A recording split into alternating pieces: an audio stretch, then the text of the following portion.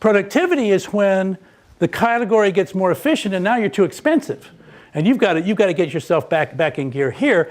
And we have a bunch of stuff. This is actually a place where large companies have a ton of money tied up in the pull of the past that you can free up. There's the whole long tail problem they have. That's 10% of the revenue of this chart. It probably consumes 30% of the resources. It's an amazing, the long tail wags the dog in large companies. So if you just prop off the tail and with some some discipline, you centralize and standardize, that'll change it. Then there's the middle part. Now this is real business, but it's real business done in very sloppy ways.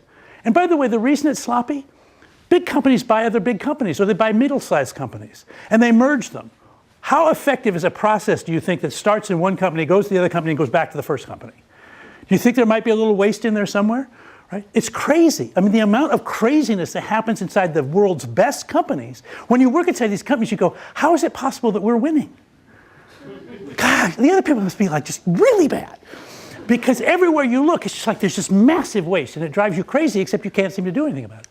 Again, that's the re-engineering button. Modularize, optimize, just pick the low-hanging fruit, go after it. And then finally, there's just outsource it. If you get, you can take it and say, look, we're just not going to do this anymore. We are not going to manufacture. It says, by the way, that little iPod, iPhone, whatever you got, it says designed in Cupertino. It doesn't say manufactured in Cupertino, because it's not. It doesn't say supported in Cupertino, because it's not, right?